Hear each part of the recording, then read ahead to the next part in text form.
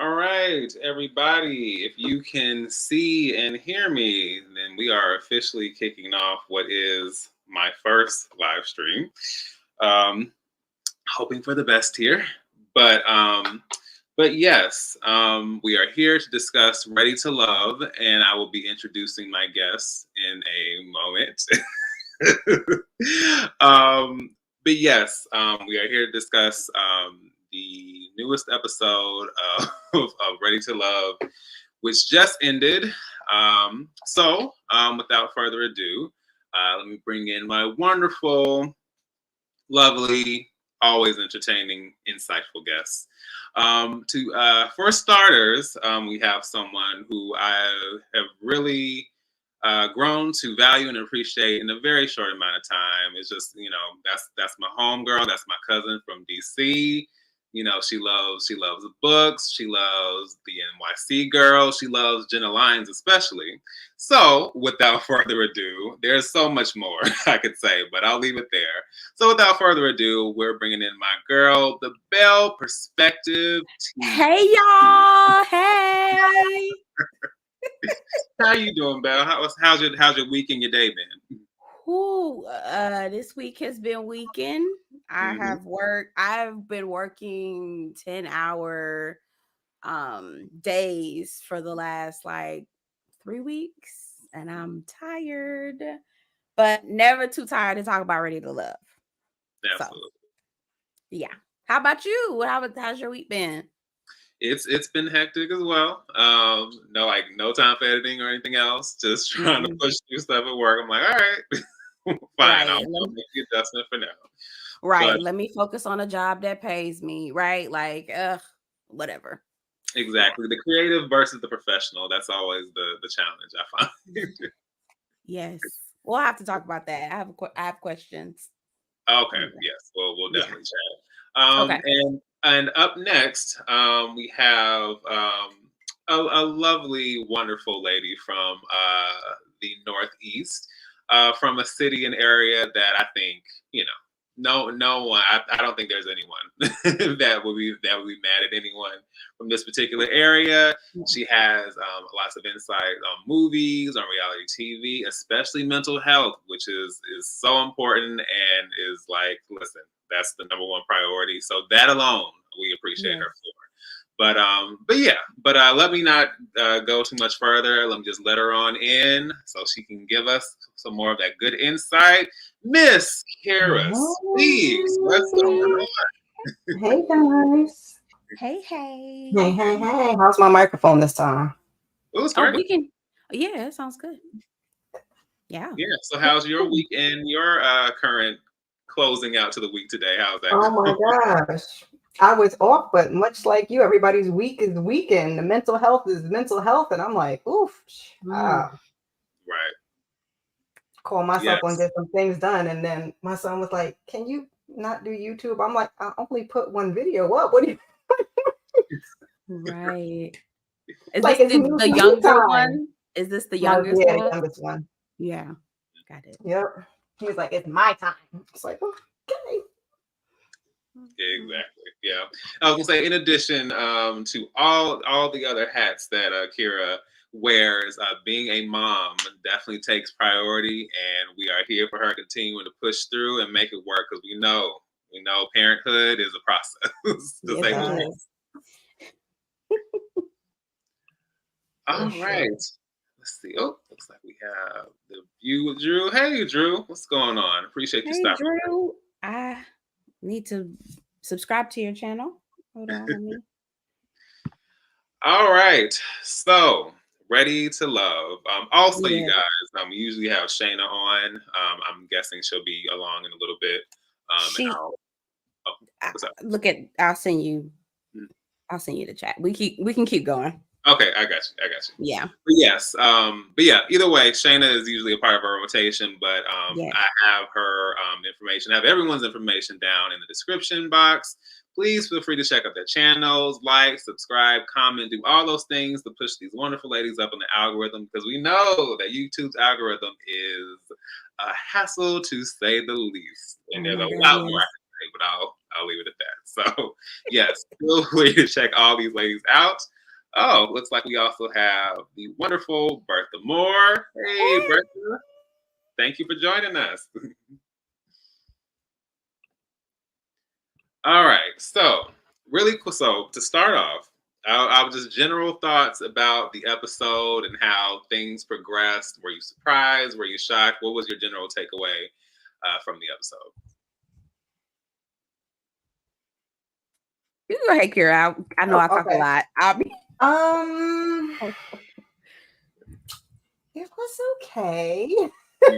Some people we didn't even really get to see too much, but we got to see some of the dates. I had some questions about why, but you know, we got some progress, so that's a good thing. I was kind of checked out a little bit, y'all. I'm not gonna lie. I'm usually like watching it like, oh, I was on my phone, I was on Instagram, I was on X, whatever it's called now. Oh gosh, yes, X. So X. Anyway, but yeah, I wasn't that interested in this episode. Man.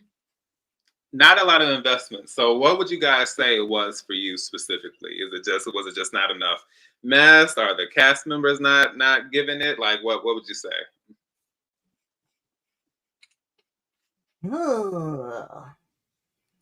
A lot of them, it's funny because when I did take notes this time, but when I was looking, like when we got to the end, when the guys were saying like who they liked and who they didn't like, and I was like, I didn't see none of that, but okay. Right. Where was this connection? I missed it, but yeah. Right. There's a lot of things that get left out. Like the Kira and Chris 2.0 was saying that he had a strong connection with Kira. I was just like, that was the last episode because they didn't even show him really in this episode until they got to the end. Exactly. And so I was like, okay, so was it when he was trying to do his little two-step in the barn? I was like, when did they connect? When did they connect for him to be able to like go up for her like the way that he did? Yeah, I didn't know. All right. Well, yes. So to start off, we got a very unnecessary cliffhanger last week, which I'm never here for. The show it doesn't give enough to be prolonging things for another week.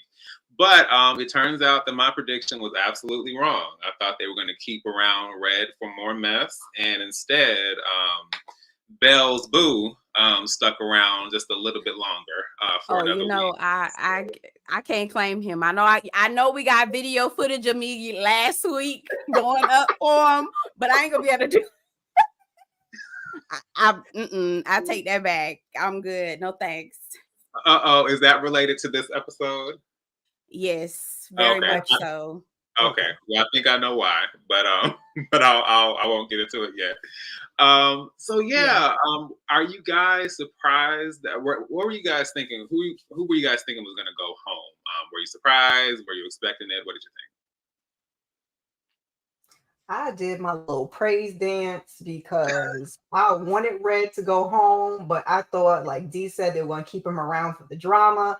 So I was like, all right, well, Marvin's going home. We get some more red in his face and, you know, being angsty with Unique. But no, they sent Red home. I was like, yeah. Praise dance. That made me happy. That was the best part of the episode. I think there was in this last week, I've been getting a lot of like, you know, off camera gossip. So I'm going to just throw in rumors as we go from what I'm hearing about some of the different cast people. But I heard that Red was saying that they were kind of production was forcing him to go and kind of kick up dust with Unique. Now, I don't know how true that is because he just seemed like Petty runs through his blood naturally. Like that's just who he is. So I don't know how true that is, but that is what the word on the curb is about Red. So Yeah, and that's very interesting. And we know you, Belle, you keep your ear to the Twitter streets or the X streets now. So we Yes, know you're gonna slide in with some behind the scenes info. just a little bit of gossip on the side. All right. So getting deeper into the episode. So Red is gone, Marvin is here. And Tommy tells the guys, the men have the power. And he tells the guys that they will be focusing. Well, he tells the guys who have the focus this week that everyone's going to be focusing on non-negotiables. So I'm really curious before we get any deeper, just to add some context. What are you all's non-negotiables? I'll start with Kira and then over to Belle. Ugh. You put me on the spot because some of the things they were saying, I'm like, that's not a non-negotiable. But Thank you. like for me, I'm not having any more kids, so kids is probably a non-negotiable. So I was with them on that one. But some of the other like things were more personality traits. So yeah, I think that's my biggest one. Gotcha. I said the same thing. I'm like, some of this stuff y'all listing, y'all need to be talking to y'all therapists about, because this is not non-negotiable. Like Herbert was the only one who had a real non-negotiable. Anyway, sorry, I got off on a tangent, but what is my non-negotiable? Oh wait, because I have a whole list. I have a list. I'm trying to not like. Okay, I gotta give you top two. Okay. I cannot date a man who is not culturally aware. Like, you need to be blackety black. And I don't mean watermelon fried chicken. That's not what I'm saying. That's not what I'm saying, but culturally aware of the 1619 Project, of the color of law. Like, I need you to know a little bit of something. Like, you don't need to be an encyclopedia, right? But I can't just be looking at you and you're like, you have no pulse, or you don't know what's going on, or it doesn't bother you. Right. Okay. I'll just leave it at that one, because I got a list. You know what I did want to add when Philip and Katarina were talking about it, I agree with the religious thing. Like, I'm more of a spiritual person. So if you're like really, really churchy and you'll be in church, all day Sunday and Monday, that's yeah, I agree. Kira, did you just do the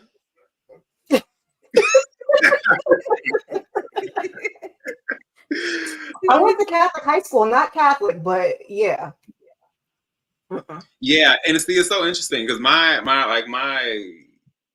and even the word religious, like, I'm not even necessarily in tune with that specifically, but my experience with that, I had church and stuff like that, but for me growing up, it was more so community based, and it was actually a very positive thing. It was more so just as a link to the community and something, just kind of a source of positivity, and it wasn't anything negative. Now, understanding more about my mom's experience with that, it wasn't really great, because it was just like, as far as my grandmother, she had her like churched down, like to the nines. Like, you're gonna get the Bible study, you're gonna get you're gonna be in the choir, you're gonna be like, it's all of that. And so some of that stuff can cause a disconnect, especially within the church culture. You don't always see the best behavior, and we're supposed to be representing a certain mindset, a certain mentality, and then it's just like, oh, but what's going on within these hallowed walls? You know what I'm saying? So right. So I definitely understand where people come as far as that. I was also curious. Are there any issues you guys have had with non-negotiables in past relationships?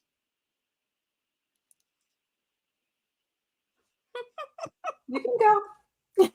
You want me to go? Oh, wait, before we do that, Bertha shared she has non-negotiable. She listed in her oh, okay. Let me see. I'm trying to get used to the see. I'm so used to everything else to the comments. No, it's okay. It's okay. I'm working the chat too. It's good.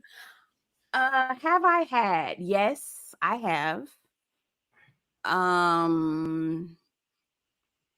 I was dating this guy. To make the long story short, I was dating this guy. He was really smart, really, really, really smart. And that was one of the things that I really liked about him. But he did not have a pulse on what's like what the significant. This is when in 2020, like when everything was like blowing up, right? He didn't he understood but didn't understand. He was like, what's like, I don't even want to get it because it's gonna make me mad. But he didn't understand. He wasn't outraged like everyone else was. That was a problem for me. So yeah. Just to make a long story short. Gotcha. Yeah. For me, no, nothing non-negotiable. Mines were more like character flaws and just my picker was broken. And yeah. Anywhere from I don't celebrate, my holidays and birthdays to just other just random weird stuff that you're like, where did this come from? Like, yeah. Gotcha. Okay. Yes, I just wanted to get some personal insight as we explore the shenanigans and the non-negotiables of this episode. Not as much shenanigans compared to previous weeks, but yeah, I just figured we'd dive in from there. So with the non-negotiable theme, we see Herbert, Janelle, Quentin, and then a little later Kat. They're sitting down and hanging out, and they end up playing pickleball eventually. Now, Janelle mentions immediately that she hasn't got any text back from Herbert. He tried to breeze right past that, and then Janelle called him out for that. So, yeah. He also mentions that Herbert mentions that his non-negotiable is having kids. For Kat, she's undecided about having children. She's like, if I do, cool. If not, that's cool too. So, so that I'm good either way. And then for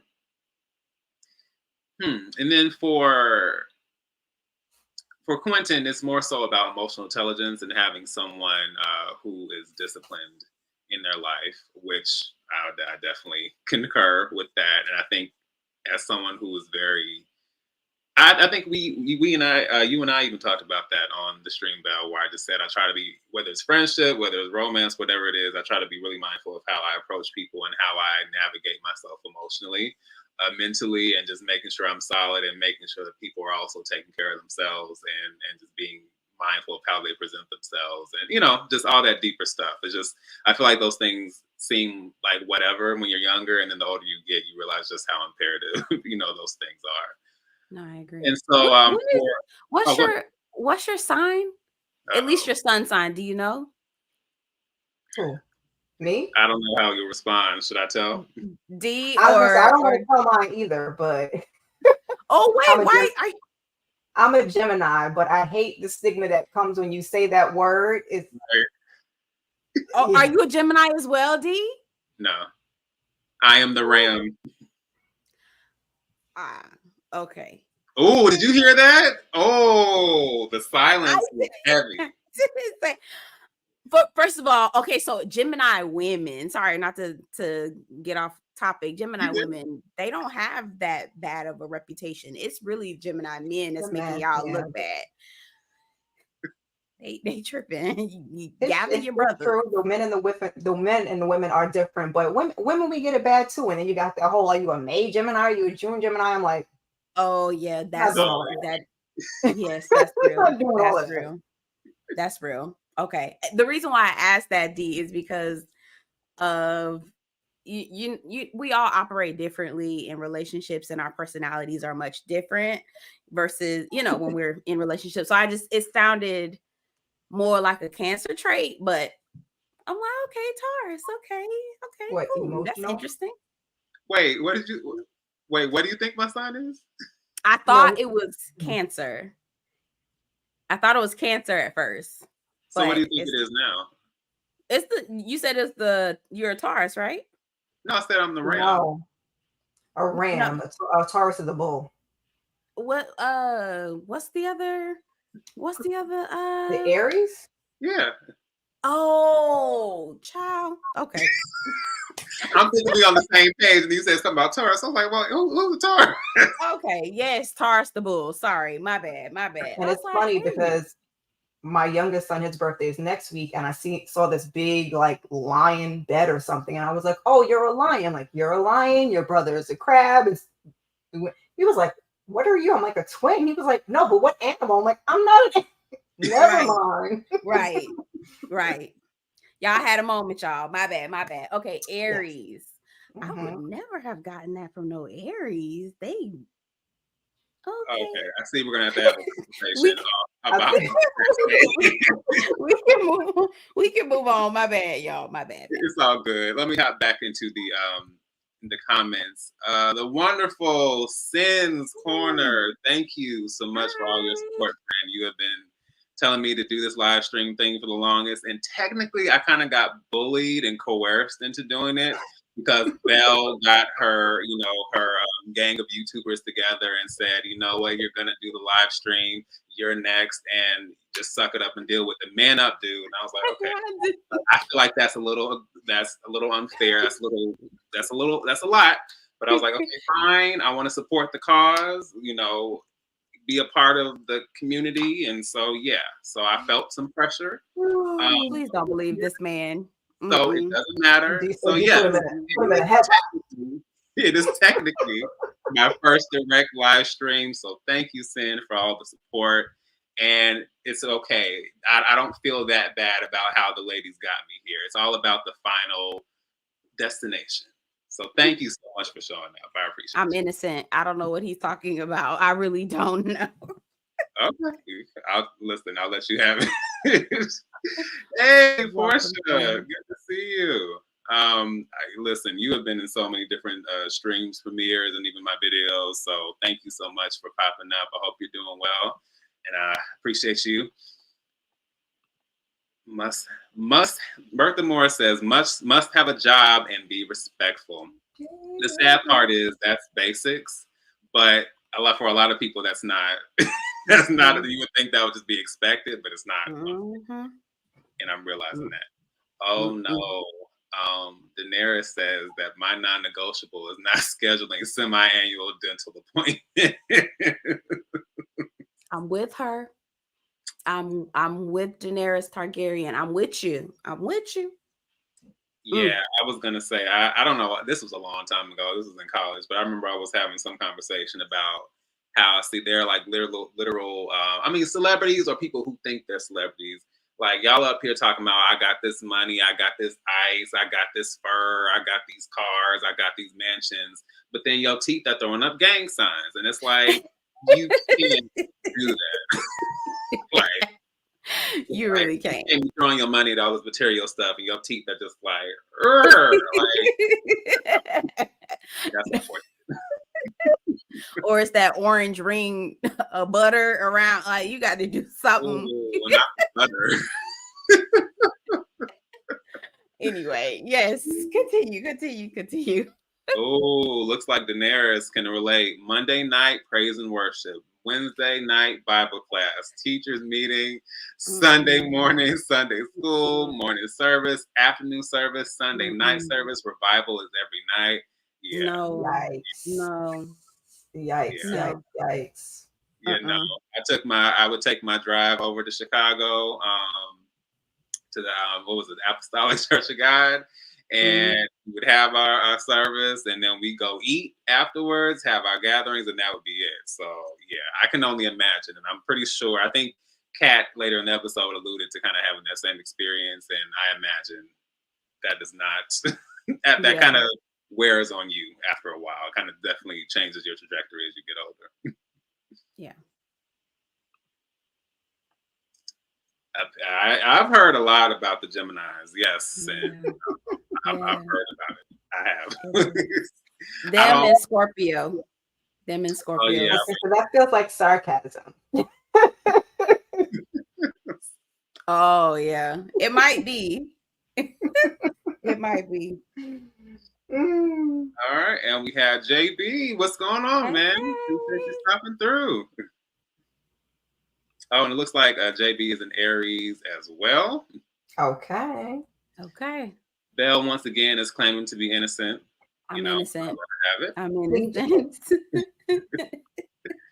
All right, popping in and out or watching my 2-year-old nephew. Well, you are having fun. The youngsters have a lot of energy. Hopefully, he's winding down around this hour. Good luck.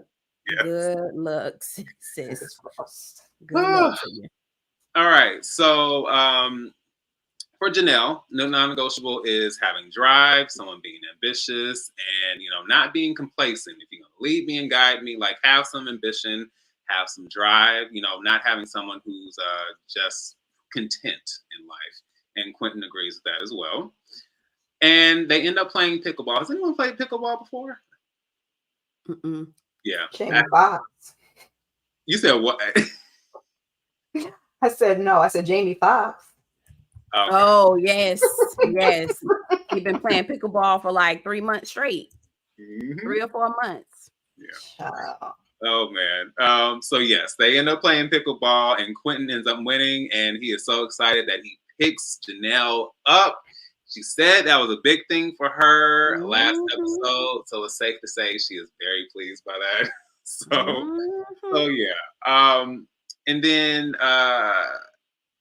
and like I mentioned, she called Herbert out about, not having consistent communication. He says that he's more laid back and he's not used to, dating multiple women at once, at the same time. And Janelle's like, okay, well, that's the name of the game.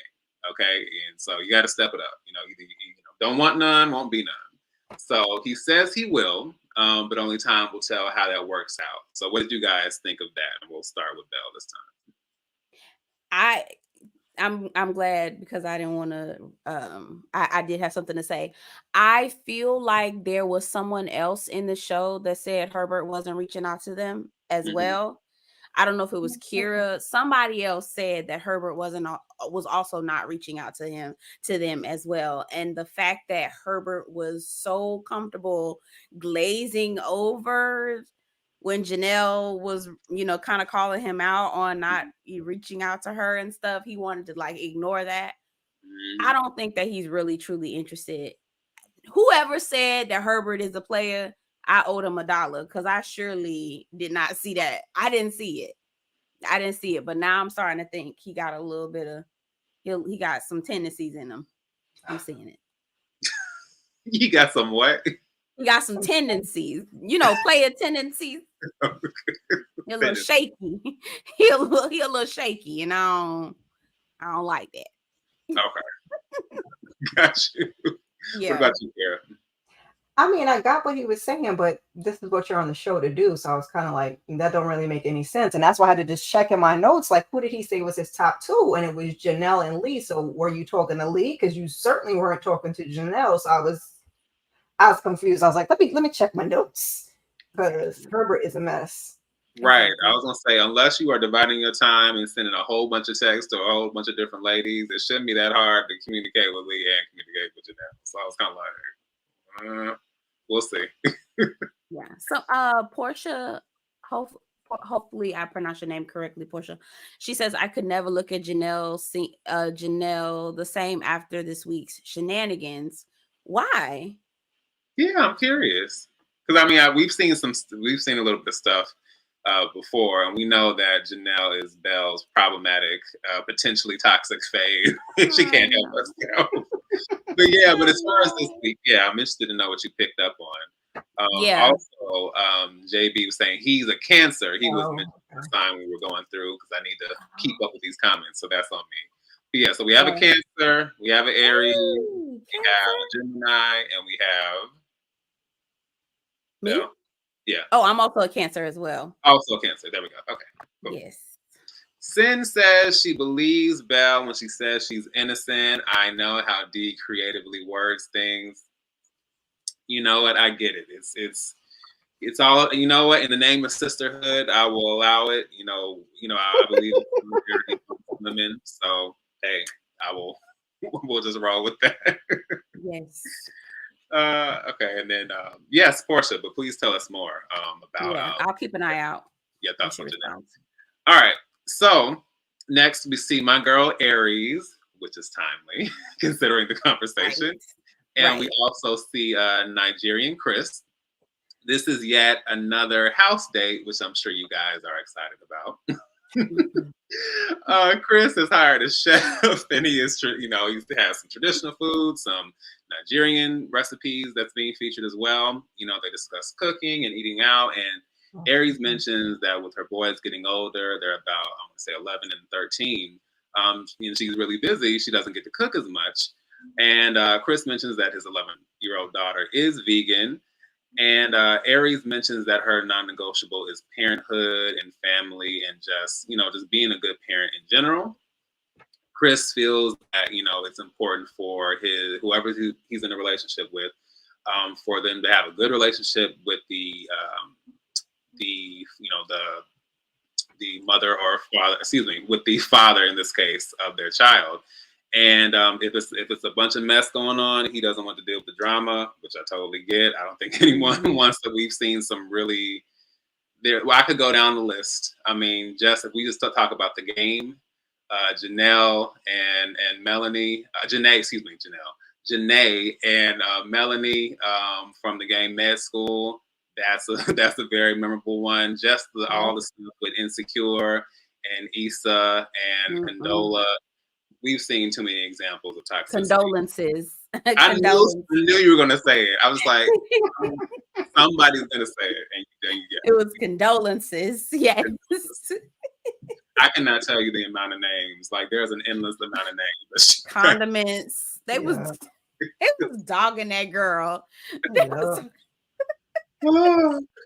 Condoleezza rice and beans. Condoleezza rice. They was dogging that girl out. Oh my God. That was funny. Yeah. So Aries had mentioned, in her situation, she was the one who got divorced and asked for the divorce in the first place. So, there's been some adjustments as far as the communication, and ultimately she's here for peace as well. Chris also mentions, which was pretty, it was a very, open, vulnerable moment. But he mentions that both his, parents are deceased. His dad passed the day before he was born. Mm-hmm. And then, his mother has since passed. And, he gets very emotional regarding Aries as a mother and relating to that. And, then Aries can also relate to that because she's, lost her dad as well. He brings out a, painting of himself and his mother. Mm-hmm. And so they just kind of have a bond over, loss and grief and that. So I wanted to get you guys' take on this scene, and I'll start with you, Kira. First I was like, you got a chef, that's cool. Can you cook? Yes, no. You're asking her, can she cook? But can you cook? Right. Get an answer for that. But had his nice little yellow African outfit on.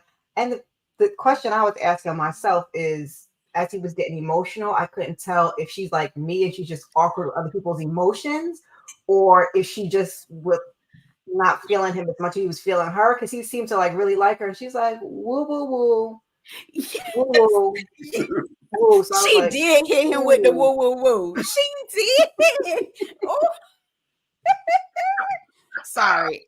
Oh, sorry. That she did hit him with that woo woo. Like the way she sat so far away from him. Mm-hmm, she was like, I thought she was gonna get closer. She was like, woo woo, woo, woo. Damn, she didn't even give him enough woo woo woo. She just sparked the woo woo woo. That's funny. But like I said, I didn't know if this was like, because I, get awkward with other people's emotions aside from my kids sometimes. So I'm like, I don't know if it's that or if you just don't like him. So. Yeah, I was getting the exact same thing. I was like, damn, girl. I mean, but then also I was thinking, does he need to be talking to a therapist about this and not on a date? Because possibly. I don't know if bonding over loss is a good thing. You don't want a trauma bond? That's what I'm saying, right? A trauma bond. Like, help me out here with the mental health stuff. Help me out here, because I just felt like, okay, if it felt like he was rushing to get all of this off his chest with someone, and and he hadn't hired a therapist. There's a couple people on here who need some assistance with somebody on their couch. I just feel like he was rushing to tell somebody because he couldn't wait to get it off his chest, and wasn't reading the room to even understand if this was even the appropriate time to share that. Right. I don't know. Yeah. So yeah, I'm glad you guys first mentioned the thing about Aries. So I was kind of like, I know everybody's different, but I'm just like, she don't look like she's really here for this, and she needs to like, she's trying to like, and she is on camera, so she's like, I'm gonna show solidarity, but I'm like, I don't know how I feel about this. But then like was also said, I'm not sure if some of that was just awkwardness, because I have moments like that too. And I think you made a great point, Belle, as far as the conversation being had, or just the nature of that. I think it's like, I appreciate, well, and it's granted this is a different relationship, but like, I appreciate my friends being open and vulnerable with me about anything, and it can be things that are more that are deeper, and aren't just sunny happy things, and things that are a little more, if anything, I value that, because it means that you do trust me enough to open up in that way. However, that's friendship, and all that is different. So trying to do that in a romantic relationship, especially when you're still in the beginning stages of getting to know someone, I can see how that could make things awkward. So yeah. And then he was like equating the love that she had for her kids to the love that his mom had for him. And I was like, yes, I didn't. yes. I don't know how to feel about that. No, I'm like, I was like, it's great because it shows that she's a good person, but I was like, I don't know if that's what she wants to hear at this stage of the game. Maybe like later on, but I was like, right. awkward. And there's an age difference as well. She got like 10 years on him. So to tell her that she reminds him of his mama. Well, I think he said the relationship between her and her boys, and then the relationship between him and his mom. But I hear, but if I'm on a date, I'm gonna be like, I remind you of your mama, and I'm 10 years older than you. Okay, so woo woo woo. I'm a woo him too. I don't I was gonna say, have either of you guys seen Carmen Jones with Dorothy Dandridge and Harry Belafonte? Them in a movie? I have not. No. Oh yeah, it's the old school, like they were not the original, but the Carmen Jones from 1950s. But you guys are familiar at least with the hip hopera Carmen. Yes. Yeah. So it's all the same story in different versions. Oh, and listen, there's a whole conversation to be had about that. But we love Beyonce, but damn, yeah. But damn, love in the world for that one. But but in that film, the story, Carmen, kind of gets her hooks into our main guy, and then, whisks him away, and so on and so forth. And the second song in that film is when he's with Cindy Lou, who was his girl at the time, soon to be wife eventually. And I'm pretty sure they did do this on purpose, but the song is, "You talk just like my ma," and you like it's literally about how she reminds him of his mother, and it's supposed to be like a respectable thing, but it's kind of like, so clearly there are already cracks in this relationship. So by the time Carmen comes into the mix, it's like, oh well, that kind of makes sense. Right. Yeah. That's a little awkward. Yeah, Chris need to go to grief counseling. That's what he need to do. He don't need to be. Yeah, and I think I would advise that for everybody. And I say this as someone who's been in therapy for like 5 years. I've had a lot of process. Yes, absolutely. Yes. Of course, Sin. Of course, you and I, we always here. Oh my gosh, Portia's talking about what Janelle. She always embarrassing me. Belle, listen now. I told you the writing was on the wall. It's I know. Listen. That's just that's the name of the game. Honestly, when it comes to reality TV, that's kind of the luck of the draw. It's like you get invested in the folks, or I like such and such, and then it's some nonsense. Not to say "Oh Girl" was your fave, but even on NYC, we get some folks whose cars are being pulled, and so on and so forth. Yeah. Yeah, these reality shows, you got to keep it like episode by episode. Like, I like you this episode because next episode I might like. That's real. That's real. That's real. I'm definitely gonna have to pick that up because I get invested, and I'd be like, yes, I like you, and then you embarrass me, and like, damn. Exactly. Hey, Katie, I appreciate you popping up. Hope you've been doing well. I know it's been a while since we had a movie chat, but I hope everything's good with you and your channel. Please feel free to check her out, everyone. Portia says, I already told y'all, Aries is at the top for me. It feels like a minimum of shenanigans. I feel like I'm getting some genuine positive energy. Grown woman, I'm here for that. Oh, see, I didn't know that. See, I gotta catch up because I've been behind videos, so yeah, I haven't. It was like a 2.5 hour live, so I think I only saw the first 2 hours. I was like, I gotta go back and finish watching it. Oh, okay. Being called. Okay, but wait a minute. Wait. So Belle, actually, for both of y'all, because I want to say we discussed this on the last panel, and I think you were the one to mention it, Belle, if I'm not mistaken. It might have been Shayna, but if she's upset about being called a mean girl, then why is she making mean girl T-shirts? That was Shayna that brought that up. Okay. I'm confusion. Yes. Yes. Yeah, I'm completely wrong.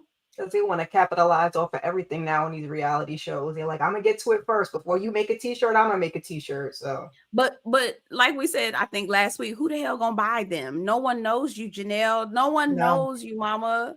And even outside of knowing her, is that what I want to walk around being known for? It's not even something that's like kind of catchy or funny or quirky. It's just like mean girl. Like, that's great. Yay.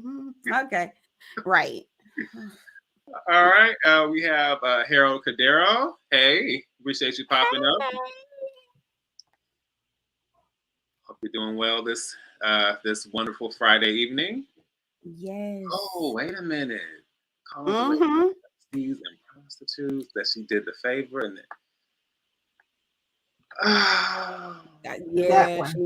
she did the producer the favor by right on here. The show.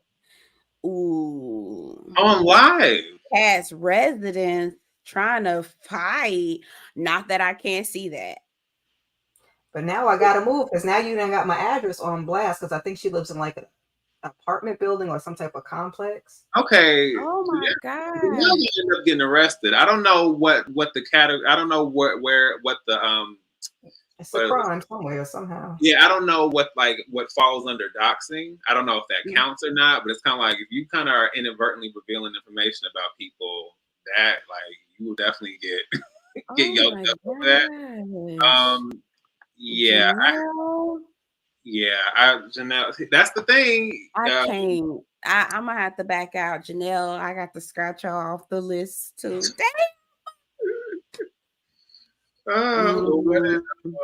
What did Belle do? She went hard. She went hard. She didn't give you the little light small stuff. She didn't give you the cute fun shade. She went like all the way in. Like, right. How do you back yourself up out of that? Right. I mean, she was getting kind of spicy on the episode today with Kat, right? Harold Herbert was saying, sorry, I'm tired, y'all. My bad. Herbert was saying that he, noticed Kat's body or some foolishness about her being in the gym, and Janelle was like, "That's what you see." I'm like, "Oh my God, Janelle, please." That's how it started. I think there was something about her the girls not being nice to Kat, and her trying to blame it on editing, and then Kat said something, and that's how we ended up there. Oh. And additionally, I just feel like you documenting yourself rolling up to somebody to fight. I'm like, are you not giving evidence for you to get thrown to get thrown into jail? I don't know. Oh my God. Bird energy. So when she was going back and forth with Tacky T. What's her name? Captain T. Tacky T. Tequila. Tacky T, thank you. That's it. When she was going back and forth with Tacky T, I guess Bird Energy recognized Bird Energy because damn, Janelle. Luxury condo. Oh yeah, she said she lives in a luxury apartment. Yeah. I don't know. I could be wrong. I just feel like all this for what? Like I said, this isn't even like some I don't know. I think about all the epic battles we've seen on reality TV. I'm not saying this has to be that, but I'm like, I could understand maybe some of the other stuff we've seen, like back in the day, like, all kinds of wild stuff. But I just feel like y'all have barely interacted like that. Like, it's like this show and the way, like, why are we fighting each other when y'all are trying to get to know other people? Like, y'all ready to love? Y'all ready to brawl? I'm confused. Right. And the dudes aren't even, and not that there's any excuse to be fighting anybody, but I mean, if you're gonna have somebody to fight over, please let them be someone to fight over. Like, right, who is this for? Who is this for? Like, girl, what? Herbie? You fighting for Herbie, girl? Yeah, yeah, Harold. I can only assume. I don't know why, but I don't know. I just know this. I know that age does not equal maturity. So Nope. yeah. So I mean, like, you can present yourself one way, but clearly it's some deeper issues that need to be worked on. I don't know who's going to be the one. Well, actually, I wouldn't expect this on this channel, but I'm like, despite instead of Zeus coming up with the 11th fighting club show, they need to get some therapy, some reality TV therapy sessions going. Like, we need some like. Yeah, give Iyanla a little spot or something. She not working, not on TV. Give her something. Somebody, I don't know. Someone, please. Okay, so when we see some charges getting pressed with Portia, it's crimes on live. All right, when we see some charges getting pressed with Janelle, we knew what you was talking about. Yep, go ahead and press them. Press. So you can't press no more. You roll up to somebody's house to fight them, girl. Grow up. Right at the precinct, like. Yeah. And then here goes the proof.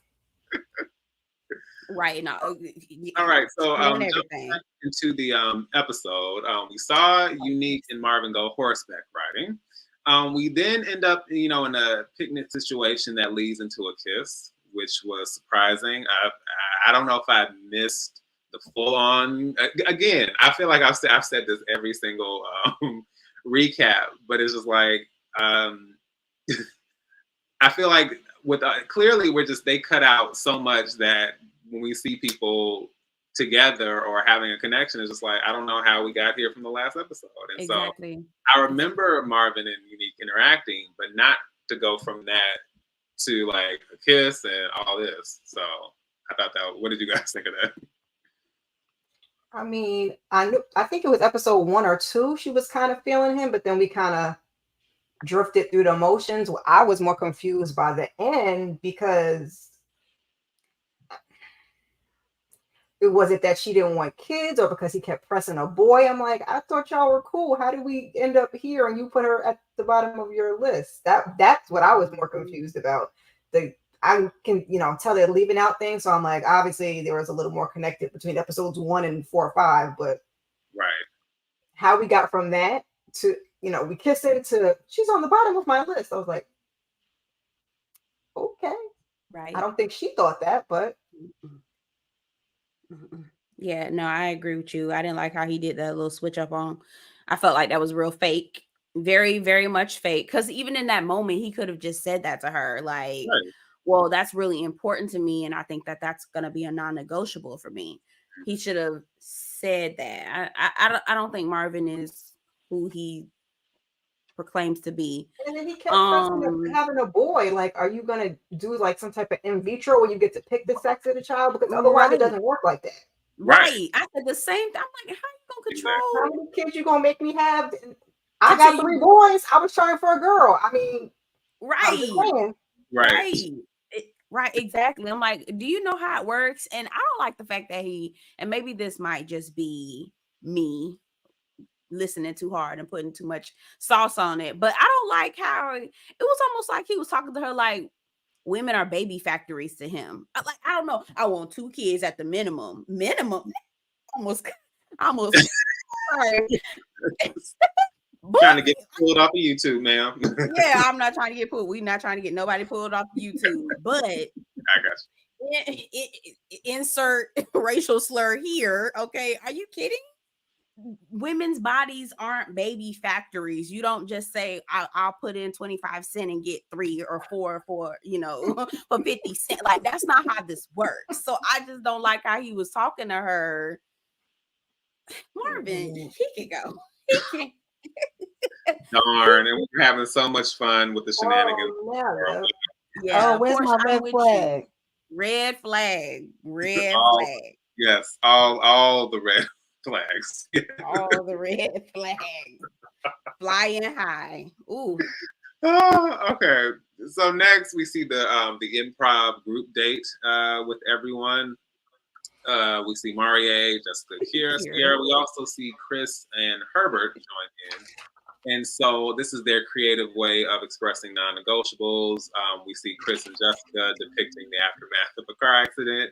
And he wasn't really sure if the conversation, like if it was improv or like some real feelings were coming out. It was getting a little awkward. For him, his non-negotiable is resolution. We can't find a resolution, then what are we doing? And then for Jessica, it's being taken care of in times of trouble. Like if things are hunky-dory, cool. But like when things really go awry, are we still good? And am I still a priority?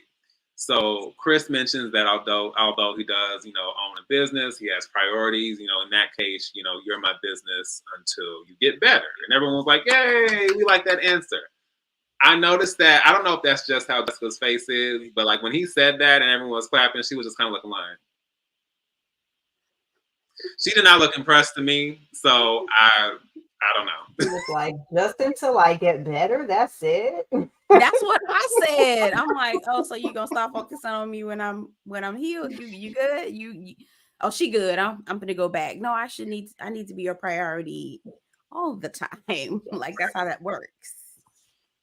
Harold said he was confused about that too. It seems like he and a couple of the other men automatically crossed Unique off the list when they're not willing to keep spitting babies out in hopes of getting a boy. I agree. I don't think they understand the concept of what women actually go through for pregnancy. She's literally putting her life on the line. Right. Okay. This isn't a baby vending machine, boo. Like, I don't know what. Anyway. I'll give you wanting kids because if you want kids and the other one doesn't, like that is huge and that is kind of non-negotiable, but we're not going to be specific about the sex of the kid or, we having 4 kids, like you won't get what you get. And that's it. Right. Yeah, I didn't, like Harold said, I didn't get like you said, hang-ups in regards to having different values about kids, yes. But yeah, the fact it was more so like, like how dare you not want to have kids and be a part of the process with just spitting babies out till we get the boy. I'm like, yeah, that's not. No, thank you. And there are many variables and factors that go into that to even for that even put in your mind. So right. So yeah, we also see Sierra and Herbert. Sierra and Herbert having the conversation about family at the hospital, and Sierra basically says her non-negotiable is having kids. For Herbert, is having the right foundation to bring children into the world, along with marriage and raising them properly, not just financially, but emotionally and mentally, and being on the same page in regards to raising children as a unit. It ends with Sierra saying that she's ready to get started now. Now, I don't know if that was really part of the skit or if that was her dropping some hints also. But yeah, that's how they. I think she was both. Yeah. Yes. Because she had said in the episode before, I think she was ready to start. She was ready to go. Yeah, she said her eggs was ready yesterday. Yes. She said she's trying to scramble her eggs as soon as possible. That's what she said. Did y'all? I was a little thrown off when Herbie said that he wanted a good foundation. And it didn't seem like Sierra knew what she was talking about. He was talking about when he said good foundation. She was like, "Oh, I got money." I was like, yeah, he was like, "Oh," and that's when he said, "Oh, well, yeah, not just money, but emotionally, mentally, yeah." But I was like, "Why did you jump to money foundation? Like, ooh, Queen, where are you at? Like, I need like that." I was concerned. I was like, well, that's a red flag, and I don't even date women. But I Right. mean, I would have been looking like, okay. Right, because we already see it, and see that's the thing. And I actually appreciate him for saying that because we see all the time. A lot of times it is with dads, but Right. because we can have a lot of two-parent households where the dads contribute financially, but there can be emotional distances there that are created with their children. So it's like, yeah, my dad provided for me, but I don't really know you. Like you're my dad, Right. and but I don't. There's no real connection there, and that's kind of sad to be in the same household with someone that is your parent and then someone that's your child, and you guys have like no real, like you guys don't really get each other. You aren't in sync. So, Yeah. No, I agree. So then we have Kira and Maury having the Sunday afternoon conversation that comes down to Kira's desire to have a man that is, that loves the Lord as a non-negotiable, and for Maury, it's having someone who is health conscious. And then Kira throws out, "Well, are you healthy?" I was like, "Oh, well, I mean." Now see, Kira, girl, she been problematic. She been creeping up. She been creeping up, being problematic. She really. She was getting worked up for that date coming up with Quentin. She was like, "Oh, Yeah. absolutely." Mario says, "Well, he's healthy all over, but there are some weight, places you can't lose weight in." So she feels like Marie. She just feels like there's kind of a disconnect with him, and she just doesn't feel like he's in tune with her at all. Now, this is just, do you feel like Kira was wrong for saying that, or do you think she was trying to highlight the potential hypocrisy in saying you want someone to be health conscious, but you may not be conscious of your health, or is that in itself making an accusation given his size, I mean, she was giving him what he gave her. So I question again. I had to go back and look at my list and see who he said he liked, because I was like, why are we having this huge group date? Like, you don't want to connect with anybody else more personally or narrow it down to like 2 or 3 people. It was like 6 or 7 people. I'm like, okay. And clearly he didn't like anybody there. And I think he ended up saying, I think Jessica was at the top of his list. So I was like, why are we okay? Right. Yeah. I was asked confusion, but yeah, she definitely was getting ready for Quentin and giving him a dose of his own medicine. Because yeah. Quentin, maybe you could see saying something like that, and even still, it's like you don't really want to say that to a woman, but at least you could see because he's into fitness versus Maury that you were like, just because he just ate a cheeseburger, so. And I'm not small myself, so. No, somebody can be plus size and still be healthy. I mean, Kira isn't the thinnest tool in the toolbox either. You know what I mean? Like, I don't know. Maybe he could have defined it a little bit better, because it did kind of come off as a weight thing. So if you're saying something to me and I'm receiving it as a weight thing, and you're taking a jab at me, then I'm going to take a jab at you. If it's just you want to be healthy as a family and eat better because Lord knows we all could do that, then that's a different conversation. And I don't know that that's a deal breaker either, but their deal breaker was different from mine. So right. Yeah, I think this was a scene where I wasn't really paying attention, so y'all probably have more insight than I do. Because it was a big group date.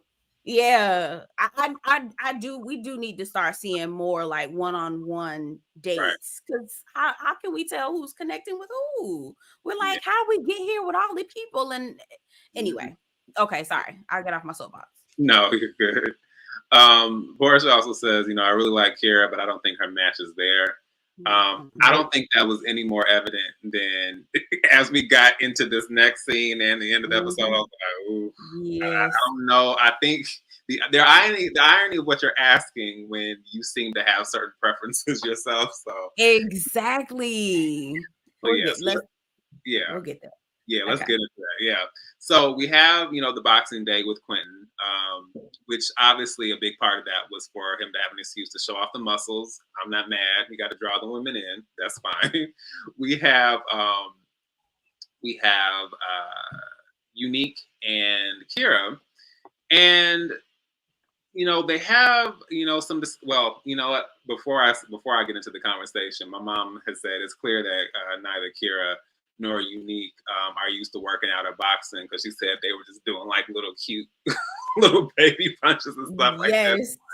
This is not something that they do. They just really are trying to keep the cameras. Yes.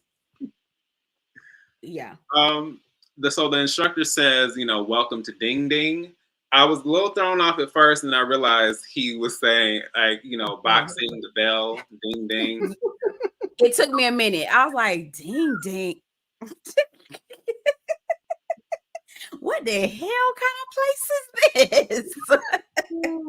Because I've heard that phrase in specific conversations, and yes, and it ain't talking about no boxing bell. Okay, it ain't talking about no boxing bell. Yeah, he said, "What's the ding ding?"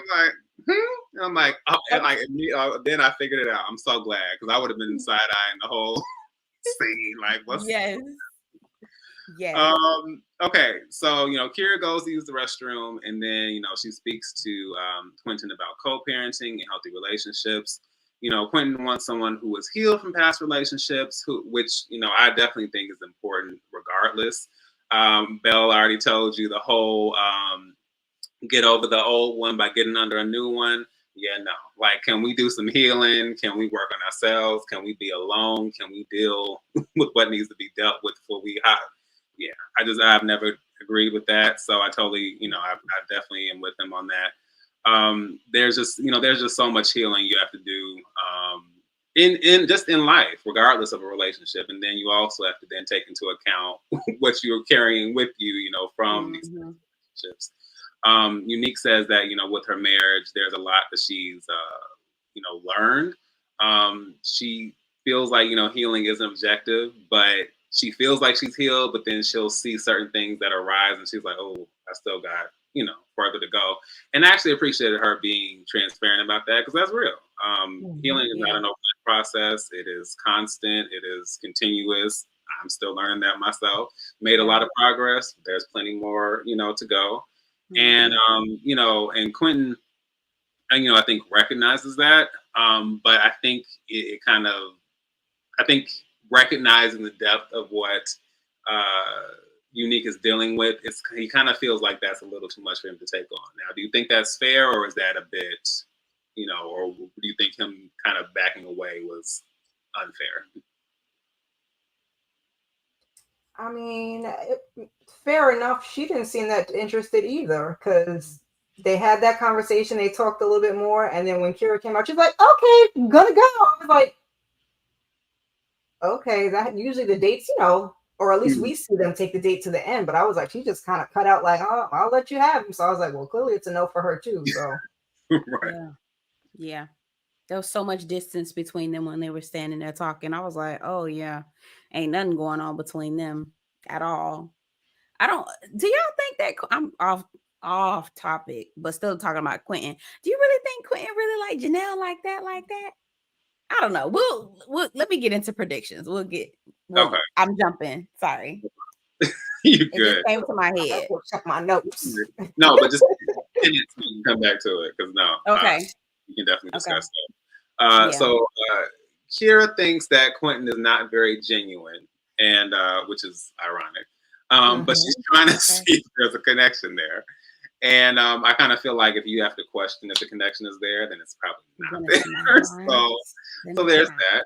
And then Kira finally just decides to drop the bomb that everyone has been waiting for. She makes it clear that he looks like the type who would date white women. Now, Belle and I discussed this. We were kind of like, okay, we do see the look. I told her I had a personal trainer who looks very similar. I mean, not facially, but they look very similar aesthetically, dark skin, built. They train other people and so on and so forth. And his whole lifestyle and the spaces and circles he navigates in, you don't see a lot of people who look like us. So I was like, okay. So, and maybe that's just, maybe he's guilty by association. It's hard to just kind of, not associate him with that. But I will say I saw it.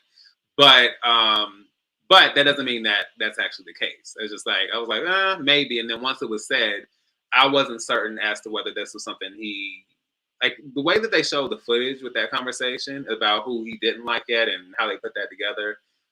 I wasn't like, I wasn't sure if this was actually the case or if this is something we're kind of projecting or coming up with. So, Right. so Kira, drops that, and he's like, okay, well, no, I've never dated a white woman. And Kira's like, okay, well, what about Mexican? He's like, well, I've dated Latina. Well, is that your preference? And I was like, okay, I need you to, I need you to like, say you don't like black girls. Say it. Right. I was just like, okay, like, is this a conversation or is this like an acting thing? Hey, like, yeah, right. Tell the truth and nothing but the truth. I was like, right. This is an interrogation, right? They're just. It was funny because she's like, "Hey, buddy, like I get it. Like my friends are white." I was like, "Ooh." I was like, "Gee, what a shocker! Would have never seen that coming." And she was like, "So that's why I'm asking you." I was like, "What, Kira? What is wrong with?" First of all, you don't ask nobody anything like that. There are ways to find out about it if you really need to know. Like you can ask the right questions to get to where you're going without it being so blatant that that's what you're really trying to figure out, right? 1, 2. I mean, I just the irony in the fact that Kira, of all people, exactly, of anybody, you, the pot, looking at the kettle, ma'am. Hey, reel it in. Reel it in, sis. You looking crazy right now, queen. And I don't know how. She's like, oh, I can say this because I have a lot of white friends. Like, what? I feel like she's very proud of that. Like, I haven't processed it yet, and so I can't figure out what it is. But it seems like she feels like that's like an upper hand. Do y'all know what you get what I'm trying to say? Like, but see, Ad already commented on the fact that she had said, like, if Quentin does like white girls, well, I'm the closest thing to a white girl here, and I was like, well, but what does that mean exactly? Mm-hmm. What are the qualities that make that give you proximity to whiteness? And so now we see more of why she thinks that. Right, exactly. Kira has some issues, definitely some issues. And that if you don't like him, you don't like him. But like, why does this have to be the hill that you die on? Like, why are you so insistent on him admitting that? Like, you went and did an Instagram search, and you're like, I found a white girl. Right? It's like, what's going on? Calm down. It's not that serious. Yeah. And my thing is, like, let's just say hypothetically, and I understand everyone feels differently about interracial relationships, but let's just say hypothetically he's dated Latina, white, and black. What does that now do for you, knowing this? Right. What does that do for you? He's there, so clearly he's open to dating black women. So there's that. Right. And so Harold said that he cringed so hard when she automatically assumed that Quentin frequented white women. Like, man, where did that come from? Seems like she's projecting to me being that she's around white people, and apparently on the regular. Seems like she was not in West Philadelphia, born and raised. No. She was definitely watching Friends instead of living single. She was definitely watching Friends instead of living single, and I'm judging. She was over there. If you ever watch this live, I'm judging. Yes. I'm so mad that you use that as a comparison because that I don't think there's a better way. I'm just saying. And there's no, and let's just say this, put it out there because this is on the internet, it'll be here forever. There is no one way to do black, right? There is no one way to be black, right? Blackness shows up in all kinds of different ways, shapes, forms. However you want to express your black, you can do that. But also, like, I need you to not be so proud that you're able to be fluid in white spaces as if that's a badge of honor. Right. Like, the only reason why you're able to do that is that's kind of, what is it called? Assimilation. You're having to force yourself to contort into this certain specific whatever so that you can survive. It's a survival tactic, sweetheart. It wasn't because, oh my God, yeah, this is exactly what I identify with. And no, sis, you did that so you could conform to whatever so that you could survive. So however you did it, don't be trying to weaponize that against other people. But we can go down. Sorry, I'm on a soapbox, y'all. I'm sorry. I'm getting All right. It's entertaining. That's okay. Okay. Okay. Sorry. Y'all are on the soapbox. Oh, bye, Sin. I think she said it's been fun. Gotta go take Sarah. Okay, no problem, Sin. I appreciate you stopping through. I know you don't know not one iota about what's going on with this show, but the fact that you're just willing to kind of tune in anyway and leave your like and your comment and everything, I appreciate that. And so, yes, since I have dipped my toe in the live stream pond, I'll try to find something later to. Yeah, I'll come up with some more ideas down the road. It's dicey, but these two lovely ladies and yourself are helping me out, and along with these great people on the stream. Oh my gosh! Have a good one. You have a good night. Good night, Sin. I'm subscribing to your channel. Yes, Sin is a great time. Yeah. Okay. I always enjoy her channel. Oh, movie critic. Okay. Sorry. Oh, you're good. Okay, and if it wasn't already obvious, it's a wrap on that for Quentin. Yeah, I just feel like just the energy was just far, especially given the circumstances. Then we get to the deliberation for the men, and I had suddenly realized until just this moment we didn't see new Chris or Chris 2.0 at all this episode. Yep. Like, oh, all right. So to break it down. Maria is digging Jessica. Chris is digging Aries. New Chris 2.0 is digging Kira. Marvin mentions supposedly after the first kiss, but he feels like Kat is his strongest connection, and then Phil is digging Kat as well after their conversation when they were out. Herbert is still digging the scene. Shout out to TLC with Janelle, and he's also feeling Lee, who we also did not see this episode. Let's see.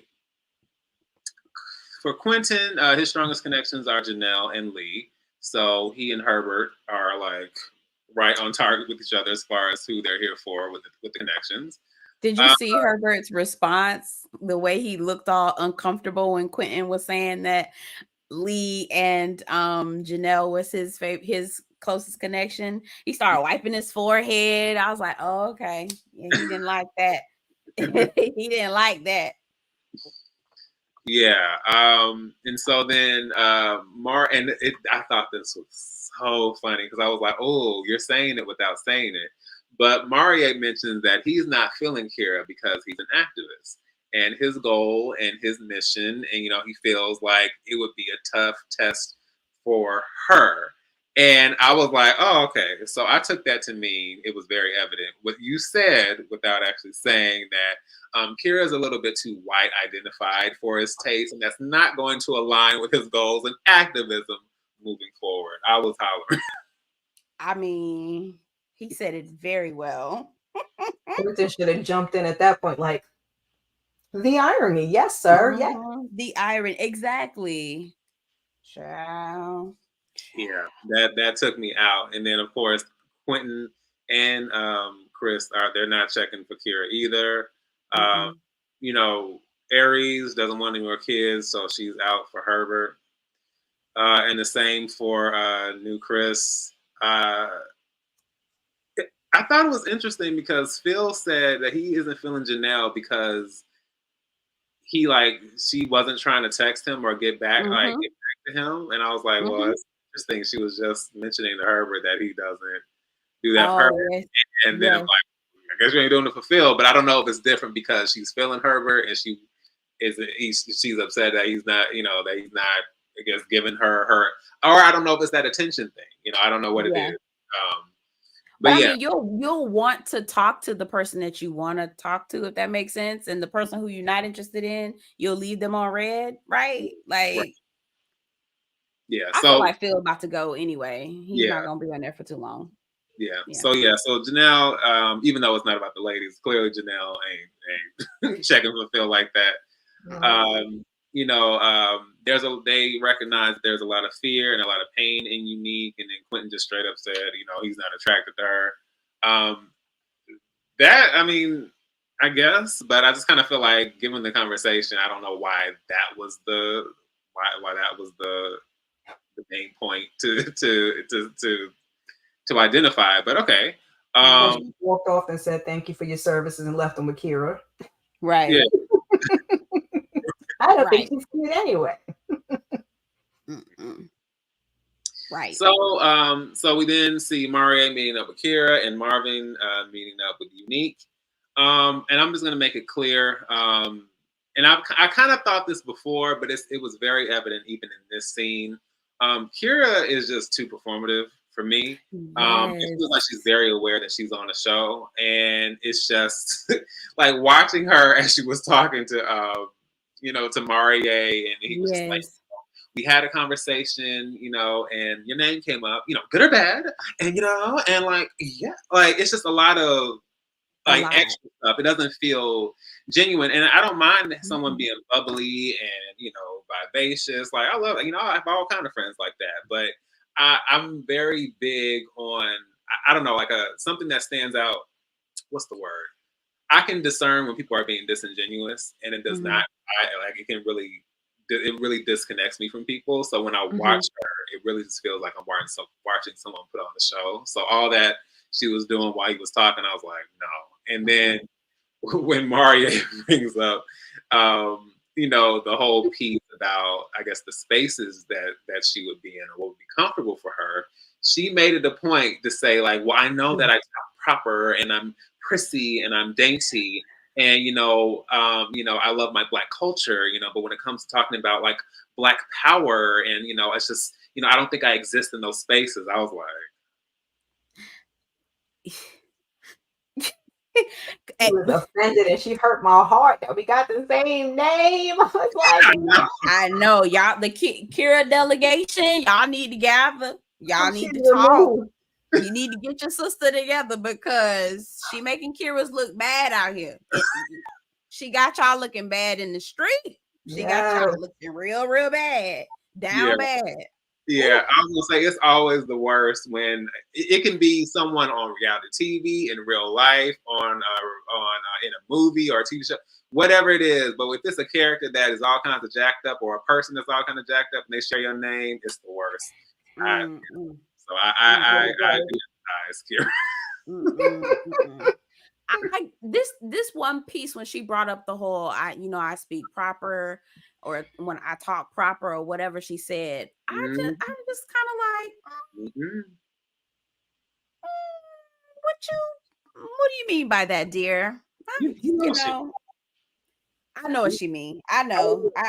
You definitely know, because I said that, and that's why I said that before, because I was like, we'll see. I try to give people the benefit of the doubt, but I said when she said that I'm the closest thing to a white girl, I was kind of like, but how does that present itself in your opinion? And she, of course, she didn't.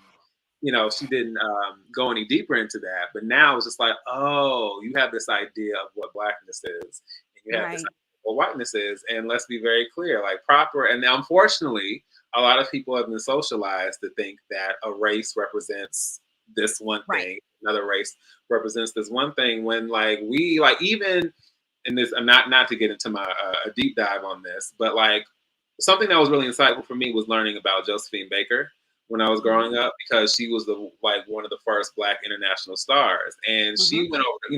Her experience in the U.S. was what it was, and then she went over to France, and they were like, "We love it, give us more." Like you're a star, and didn't and it didn't necessarily matter. Not to say that she didn't, probably have issues, and definitely whenever she would go back to the U.S., she saw the clear disparity between our treatment there. But then understanding Blackness is worldwide. Shout out to Candy. So I even have ancestry from Germany. I had and who were Black and things like that. So it doesn't look one way. I grew up listening to opera. You know, like, and it doesn't mean that I was trying to be anything other than what I was. It's just that my ear or my, you know, the things you appreciate, it's just the way we attach them to races and then, you know, cultures. And it's just like that's does us such a disservice because we then get pigeonholed and then we can't lead other people or encourage other people to do those things because it's this thing. We end up boxing ourselves because of that. Even with stuff like swimming and so much more. Yeah. I think she's guilty of, and I feel like we've already kind of just said this. I feel like she's guilty of doing it. She's guilty of doing exactly what she's accusing the Ready to Love cast of doing. I guess boxing her in and trying to, you know, I speak proper or properly, whatever. And you know, I'm this way. People need to accept me for who I am. Well, sweetheart, it's the other way around as well. And the fact that you think that there's some distortion there in terms of her how she identifies with being Black, and I'm interested to see how this is gonna turn up on the reunion. Yes, because you know we're gonna talk about it. They probably they're gonna bring it up.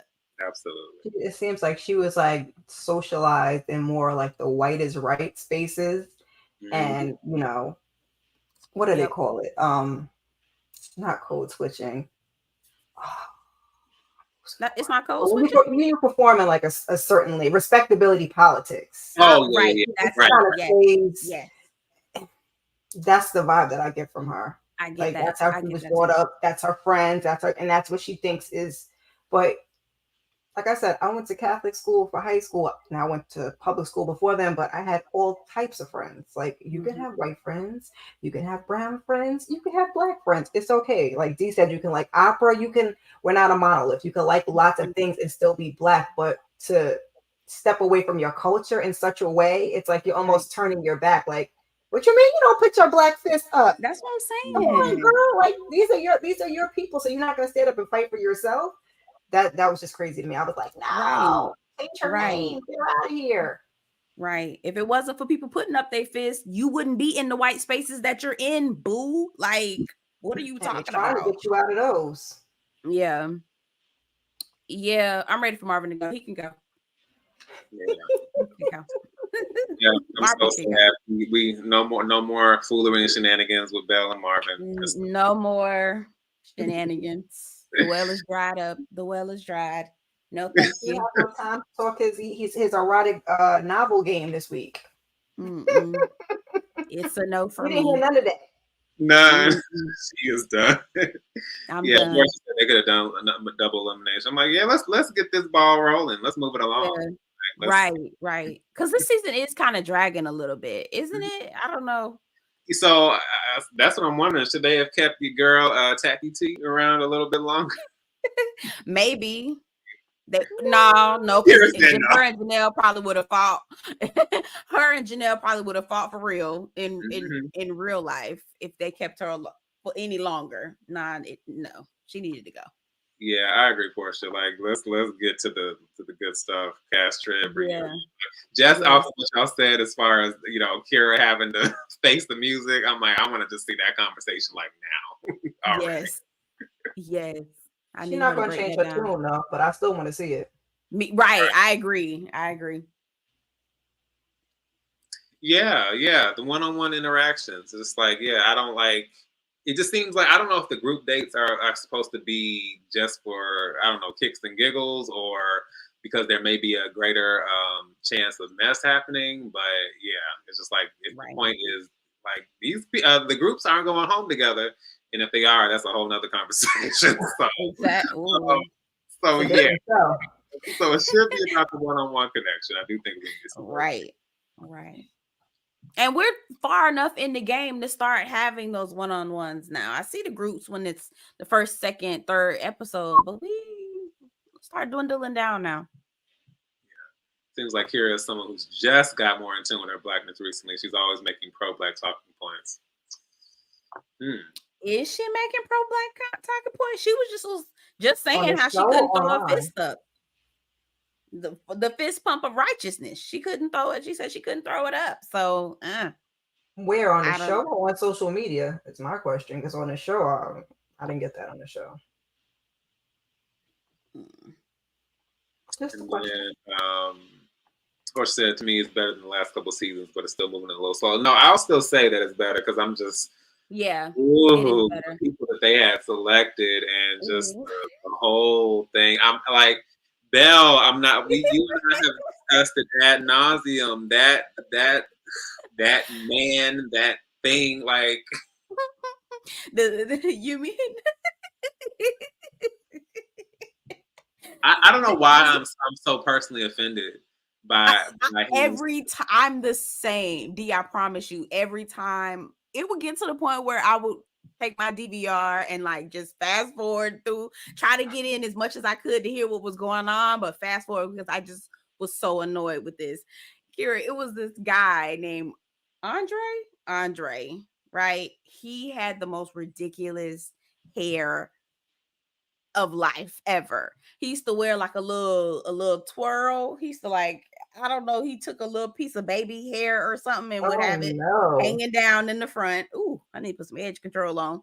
And then and then he would have his hair up in like a little man bun. But it was like ridiculous. Like Aladdin? Worse than Aladdin. But That yes, definitely. Aladdin would have been an improvement, actually. Right, would have been an improvement. He's watching a show like this. Yeah. Every time he's And on the he screen, like, just he was just so, and then he would dress okay. ridiculous. Turn the conversation over. He dressed so ridiculous. I don't know. Yeah, we're having PTSD off of him. Yeah, it's definitely better than last season's, but it's moving slow. Can you guys see? Yes, thank you. Can you Hold up. Ooh, over. please blow this up. We can see it. You see the little bang in the front? Kira, the little bang. A little swoop. He got the little. He's getting rid of that. Oh, I don't know why they put that up. Can you see it though? Yeah, I can see it. I leaned in. Yeah. Yikes. Yeah. Oh, and what you I was gonna say what you can't see is Never liked him. His head. Yep. I mean, played all day. I was all day. All day. And I was gonna say, Kira, what you can't see is that he has on, of course, horribly ill-fitting pants, but he has on these bright red moon boot gym shoes with the outfit. And I remember somebody said, I don't know where I saw that, but somebody said that he and what is old girl's name with her voice? What's her name? Jeffrey. Yeah, they said that he and Jeffrey looked like they were on their way to somebody's hood prom. Yes. They did. They really did. My biblical husband. Yes, that's exactly. Oh. Oh my God. He had I felt like the pants that he had on were those ankle boxers or knee knockers. I don't know if y'all wait a minute. Is this when he had on like those shorts? Like dress? Yes. And the socks. He had red socks on that came all the way up almost to his knee. He looked a mess. I'm like, what the fuck? I mean, who is dressing you? Who is dressing you? Yes. who is dressing him? We gotta talk. If you dressing like this, we gonna have to have a conversation. Please do not wear this. Let's find something. Let's find something else to put on. For stunts and shows, you didn't forget them. I'm telling you. Oh God. And see, and okay. So we just move on. We're moving on. We'll come back to that another time. No. I'm just gonna say this. You have to be careful when you mess around with a man like Andre because you see what happened to Jeffrey. I'm just waiting for her to throw some lightning at somebody. I'm telling you. Oh my God, Andre in them ankles. These ankles. These ankles. Oh my God. We're gonna get some ankles, some puffs, some. Yes. This is how he used to dress, girl, regularly, and thought he was somebody. I mean, he is somebody to his mama, but he thought he was somebody, girl. Oh, a mess. A mess. I'm telling, like, every time you come on screen, I'll just be like, oh, Me like, too. Me too.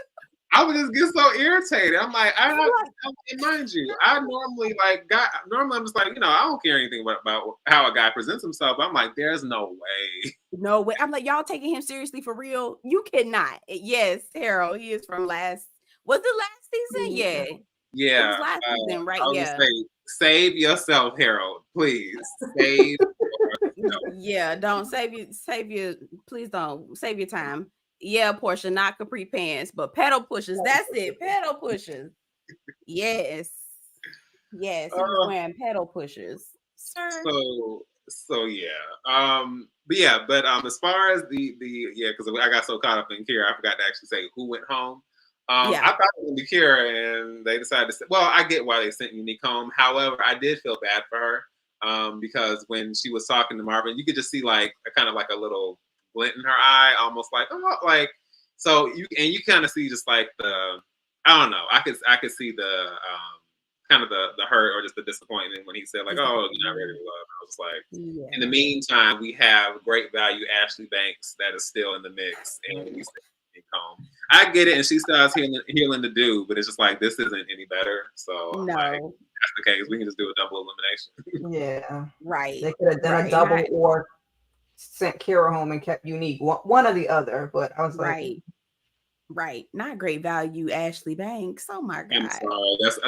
I've thought that from like the beginning, and I'm like, and that's why I say grab because great because Ashley Banks, because Ashley, she actually had a lot more awareness and some sense, and she was learning from Will, learning from whole lot of layers and dynamics to that. But Kira, she's all Banks, and that's about it. And that's it. That's it. How do y'all think Unique is gonna take the news when she finds out that Marvin took part in voting her off without even telling her why? How do y'all think that's gonna go over in the reunion? Her feelings gonna be hurt. They should be, like I said earlier. Like that was my whole thing, because y'all kissing on a date, and then all of a sudden we got to hear why he said. I'm like, what is his problem with her? Like, you kissed her, and then I was like, I guess it's the baby thing, because she was looking like, like you just gonna keep going at it till you get a boy. Like, yeah. So her feelings gonna be hurt. And I thought it was wild, and it was just dumb to me that it was just like, oh yeah, even though you have 2 daughters and I have 1 daughter, we still gotta get our boy. And I was just like, do we? Like that was, and you know what? I'm gonna be real honest, because I think this is the dumbest thing ever. But I get so tired. I mean, to me, it makes me cringe, and I just think it just sounds like a dumb statement to come out of anyone's mouth. But I feel like if you are not a part or descended, and even if you are descended, it still sounds stupid. But if you're not at least remotely descended from any royal family, from like, in any sense of the word, please don't be talking about my heir, my lineage, my descendants. I'm just like, who are you? Exactly. Exactly. Nobody. Exactly. That's such a good point. In this day and age, you might get a boss daughter that wants to, keep her last name. And so you never know. Maybe that's going to be your heir. But do you think when I was born, my dad went outside the hospital and held me up to the sky and said, be the No.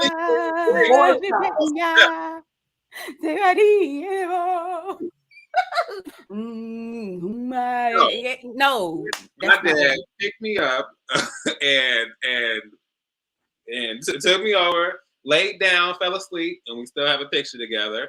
And took me away while my mom was recuperating, because he was a great dad, and he was always great with my mom. And that's what you do. But he wasn't sitting here talking about my heir. Yes. Prince of the Munda. Right. Prince of the Munda. My heir to the throne. Like, sir, it's not that. Relax. He was like, okay. He was like, is my child good? Are you good? Is everybody good? Okay, cool. Let's move on. That was pretty much it. Child. Yeah, Yeah. so all that, that stuff works my nerves. But as I far definitely as agree. the next episode and predictions, as we start to close things out, how are you feeling?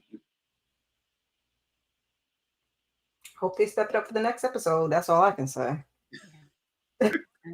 Give me some more single dates. Stop cutting like I understand you have to cut pieces out, but stop cutting vital pieces out. Yeah. Marvin can go. Who else can go? We'll just stay with Marvin for now. We'll just stay with Marvin. He can go. I have to agree. Marvin can go. I low-key think that Marvin is going to get voted. Well, I know Marvin's going to get voted off, but I low-key think he's going to try to reconnect with Unique as well. I'm almost pretty sure he's going to try to reconnect with her. Then not Unique. Didn't she just go home?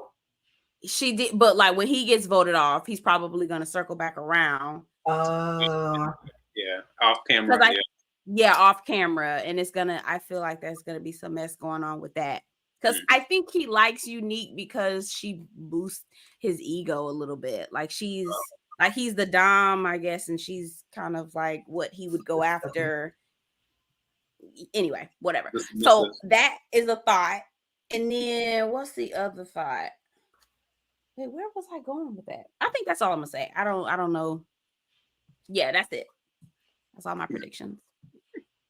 I'm trying to keep myself specific to the show because that live that they mentioned with Misha, Janelle was throwing a bunch of people under the bus. Like some of them got boyfriends back home and just a whole bunch of other stuff. So I'm like, focus on the show, focus on the show, focus on one episode. Well, I mean, you can share the tea because I heard I didn't finish watching it. I don't think she named names. I think she just said some people had boyfriends at home and something else she said. I was like, got it. Okay. Yeah, I was gonna say probably. I don't know if she can say anything contractually yet, but I know they're gonna be airing it all out at that reunion though. They have the reunion already. They taped the reunion already. They did. Oh yes. So do you think she's any of that there? I don't know. I don't know. Now I gotta go look for tweets and stuff. Finish watching YouTube live and go look for tweets. But I was like, now you got me looking because I'm like, who has a boyfriend? I'm like, I'm saying somebody they really work it. They really are a DoorDasher, and this couple of them had boyfriends at home. I was like, I can see that. DoorDasher. Check all the people who wrote down that they were entrepreneurs for You know how it is. Episode 1 now and look. Mm-hmm. Janelle was probably Harold just posted a comment. Janelle was probably throwing everybody else under the bus while skeletons on top of skeletons are falling out of her closet. You absolutely right. Really? I'm ready. I can't wait to this reunion, y'all. It's gonna be a mess. I'm ready for all her skeletons. Yes. I hope it's a mess. And then I think they said because they were saying something about Tacky T had showed up to Kat's thing too, but they were saying that she was there to defend Kat against Janelle. Really? But wait a minute. Didn't she get voted off before? What's going on? I mean, listen. I'm just telling you. That's why I'm like, focus on the episode. Because I was like, now I'm sitting here looking like, okay, who does DoorDash? Who looks like they have a boyfriend? No. That's what I was thinking. I'm like, I thought Tacky T left right before the episode before she came on. So I was like, is she coming back? I'm like, well, no, nobody liked her, so they wouldn't bring her back. So no, feel free to spill the gossip, spill the tea whenever you get an opportunity, because I'm here to sip it. I am here. Oh, it's gonna be a mess because I heard also that Marier, I don't know if I'm pronouncing his name right, Marier, the mother of his child, said that he's full of mess and that he's lying and that he wasn't single when he started the show and that they were together. I think she did a live stream and I saw that I briefly saw like the headline and listened to, no, it was Chloe. It was Chloe Johnson. I didn't get to listen to all of her live, but she posted that. And one of them was saying, I can't remember who it was saying that they didn't want somebody that was fresh off of having a baby because they still be with the mom or whatever. But I'm like, wasn't he the one that said that she cheated on him or something like that? Wasn't that him? That said so one of them said that the girlfriend cheated on him and then they broke up. Oh, yes, it was Marier. He was the one who said that the relationship with her baby ex, thank you, wasn't right about it. But that's Marier. Apparently, the baby mother. And then she said, no, that's not why they broke. Feel that she can date a man with kids, but it can't be diapers because you're gonna be trying to go visit your child with a haircut and cologne, like. That's real. That's a real thing. You got to mind those numbers. How old are your children? Are they old enough to give you a call on the phone and tell you what's going on? Then I can date you. But if not, no. I agree. All right. Well, that about wraps things up. So before we officially close out, I would like to have both of you ladies give us some quick thoughts about what you have going on and upcoming. Ooh, where did he go? Where did everybody go? Oh my goodness. That was the All right, I'm saying we're gonna start with Belle. You go ahead and tell people what you have going on. My bad. I realized I clicked the button before I finished saying what I was saying. So yeah. Oh, okay. Oh, hey y'all, I'm caught off guard. I am working on, I actually just finished recording Survival of the Thickest. So I'm gonna post that tonight. So my review on that. Really love that show. So check out my review. I'm also reviewing Belle Collective. I am also going to be posting a review for Real Housewives of Atlanta. I know I said I wasn't going to be reviewing them. I lied. I am reviewing them. So check that out. And I've got some book club stuff going on. When No One Is Watching, I think I already talked about that book last week. I recorded the video. I need to edit and post and join my book club. Black Lituations. That's all I got. All right. So I'm gonna just say, as far as you and Roa, I'm gonna say the same thing that Nene said about Cynthia that one season. The wind blow over here, you over here, the wind blow over here, you blow all the way over here, the wind blow back here, you up here. It's true. It's true. It's true. I'm a bandwagon ride. I'm telling you. Oh, for Real Housewives of Atlanta. Yeah, I'm a sometimer. I'm a sometimey friend. I am with Real Housewives of Atlanta only. Maybe boring sometimes. It's okay, y'all. Well, Belle admits it. She will blow wherever the wind blows. I'm telling you, whichever way the wind blow, I'm there. All right, and Kira, let us know. Like Belle, I am behind and catching up with the Real Housewives of Atlanta, so I should have one up tomorrow and fingers crossed one up on Sunday. Saturday, I have my Saturday sip, which just bring your drink. If you don't drink, it doesn't have to be alcohol. It can bring your water or whatever. We just sit around and have some casual conversation. So that's this Saturday. I posted my semi-schedule on my community tab. My Pajama Sunday is at the end of the month. My watch list is kind of in the middle of the month. This month, where I will give you the August releases. And I'm going to try to get some other things up. I just put up a recap for the Barbie movie. I thought that was super cute this week. So go ahead and check that out. And then, as always, leave your notifications on because you went between me and YouTube. You just never know.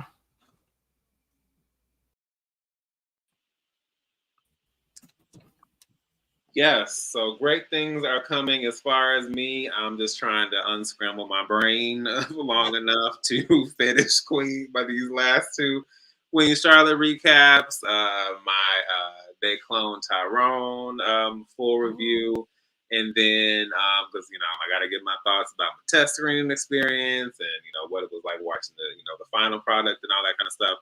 And then I have a collaboration with Anthony A. Perez for Jaws: The Revenge. We are closing out our collaboration on the last 3 Jaws films. You can check those out over on this channel. We're going to finish out with Jaws: The Revenge. And of course, they've gotten progressively worse with each new film. So that's always fun. And for the cherry on top of the Sunday, me and Mike over at Did You See That? We'll be doing a terrible movie collaboration for Titanic: The Legend Continues, which is a significantly awful animated Italian film about the Titanic that features a rapping dog. I don't know why he felt the need to destroy my personal connection to the 90s and animation and all that with this train wreck, but I'm up to the challenge, so that should be up there very soon. But yeah, any last thoughts or words, ladies, before we head out? No, Not for can't this. wait for the reunion. Right? Not for this. No. All right. Well, thank you so much, everyone. Thank you, Bertha Moore. You have a great weekend as well. Harold said he's just subscribed. I think a couple of people, I think Portia said she subscribed to you guys too. Yeah. So we got some great content creators here, and we'll be hoping to do more. And we'll be discussing potential collaborations also, not just Ready to Love. But this is just the beginning. So hop aboard the train because we're just getting started. So. Yes, and I can't wait, y'all. Yes. All right, you guys. Have a good one. Good night. Good night.